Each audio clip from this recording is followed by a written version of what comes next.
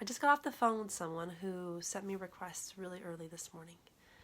And it's kind of common that I'll get a request in the middle of the night, maybe around 3 in the morning, 1 in the morning, 6 in the morning. And, I'm always wondering what's happening at that hour, the middle of the night, that has a client wanting to reach out, wanting to see if anyone is on the other side.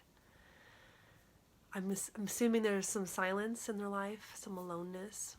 It can be really lonely at those hours when you're by yourself. And so then what do? The next day, right? I call and I check in and say, hey, so I got your request, and is this a good time to talk? And I can tell they're hesitant. They're like, and this particular call this morning, I'm like, oh, I felt it. Like, did you remember you sent me a request this morning? And I knew something was kind of different. And I felt they were embarrassed. And so eventually they're like, I at that time that I sent that, I thought this is what I wanted, and I don't really want this anymore. And so, again, this has happened enough times to make a video about it, right?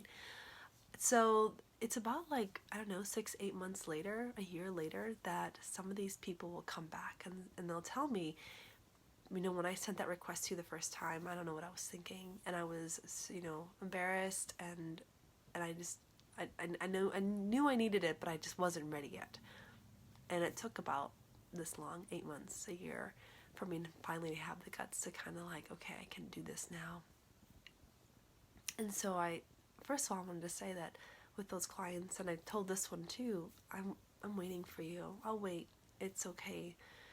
I know that a lot of us feel embarrassed or even feel ashamed that we don't have everything all together. Right? Our lives aren't perfect, and then the fact that we would need a service like this feels really embarrassing as well.